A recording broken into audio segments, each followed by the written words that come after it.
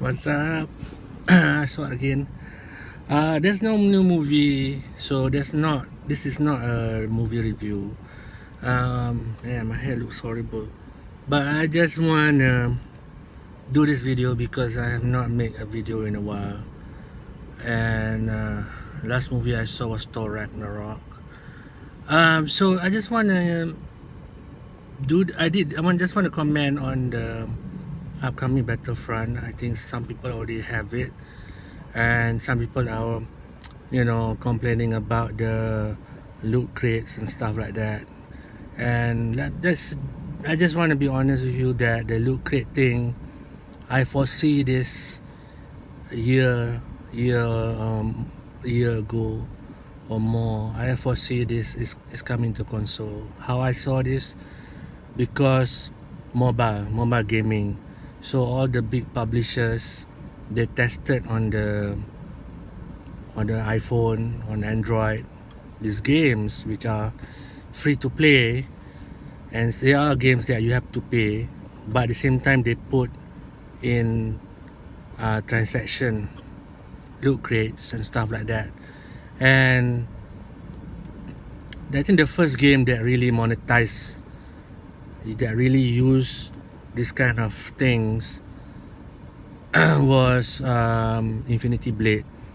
Infinity Blade is an amazing game, but it's the first time I hear people paid money to get gold coins, the in-game gold coins, so they can buy new swords and stuff like that. So that game, which was done by Chair Entertainment, really blew up, really hit big, and made a lot of money. And then I think that was the first game that really I saw, at least, that really monetized, that asked people to pay more and more and more. I think that's the first game. And then after that, slowly games started offering extra payment to get more into the game. The thing is, extra payment is okay because you are buying a specific item. Like, I think the first game, I think they tried to implement it after the game has been released, was that space for mobile, that space for iPhone. I mean, I played the game, I won the game. I think the game was 6 months after, or a year or more after the game has been released. They release an item that you if you buy, it puts something on your player that somehow increase the damage level of your gun, and also the program also make the enemy more difficult to defeat. So you need to buy this thing, even though after I've won the game already. And that's the first time I heard about, you buy in-game purchases for upgrade purposes. But that was okay. I think it was okay because it was better than what we have now, which is Loot Crate. Loot Crate, I think, really started taking off after Modern Combat by Gameloft. I think they did a lot of that. What is Loot Crate is actually basically it's gambling, because you buy with your money or wins, why not, you get these crates, and when you don't know what's inside the crate, you pay money, sometimes real money. I think Modern Combat 5 started focusing on that. You pay actually real money and you get loot crates. Loot crate, you don't actually buy a specific upgrade. You gamble. You might not know what you get. So that's the dangers of loot crate. So that was, I think, year 2 ago. Loot crate was really big on mobile, and now, as I predicted, it has come to console gaming. I think the biggest complaint now, with the latest Call of Duty World War II, and of course the new from EA Battlefront 2, which has a lot of people complaining about loot crates.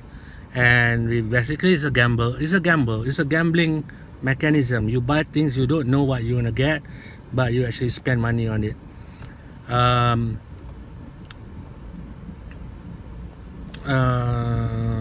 So what this will do, the developer, every time you upgrade the game, they can make the game harder without certain things to have, certain weapons to have, certain upgrades to have. So you need to grind or make money and buy. Even when you buy the crates, you might not get the specific item. It's a gamble, so you might be spending a lot of money. And I think the worst case I heard that the Battlefront 2, you need to unlock the heroes, but some of the reports said they have to play 40 hours to unlock one hero. So that's really bad. So it's gonna be a big problem coming years, and because they want to make more money. And for me, I specifically, I'm used to it. I don't play games that have a lot of loot crates. EA is very infamous. One of the worst game on mobile is the Need for Speed. There is a Need for Speed on mobile by EA, and every single thing inside that game is card based. It's a gambling. They give you 3 cards, you have to select 1 or 2. It's by luck if you get some upgrades. And there's heavily loot crates and stuff like that. It's heavily restricted. There is such a level of cards and loot crates that you need to unlock and stuff like that.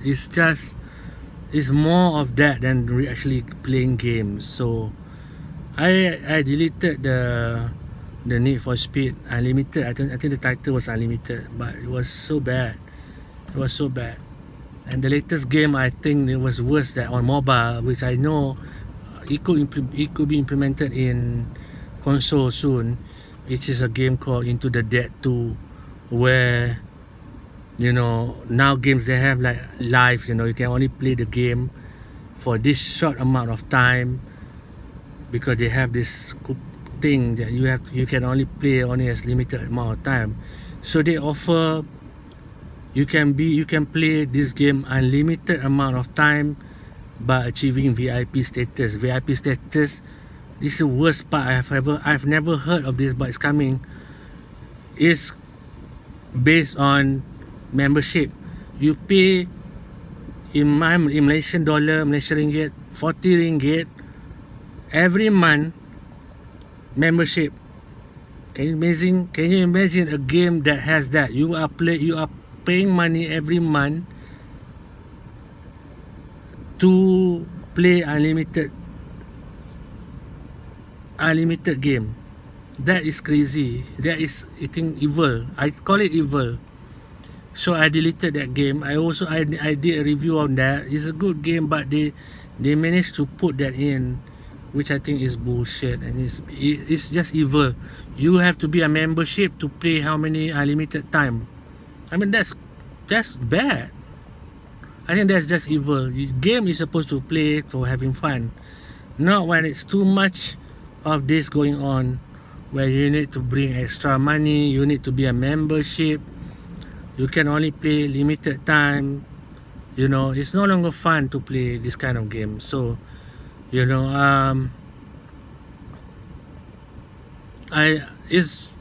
going to be, well, I think what will happen is that companies will implement this kind of games, and then one day people will just get bored of it, get tired of it, and then just stop buying games, and then the company will revert back to the old model, which is just like premium game. They even have to call it a premium game. Premium game means you pay one time and you can play. They even have to come up with that name. In the old days, they just call it game. They don't care premium game. When you buy a game in the olden days, before the internet, before there was online multiplayer, before there was online, you pay, you can play complete game. I just want to talk about this and topical thing, and hopefully you guys enjoy. Thank you guys for watching. Peace.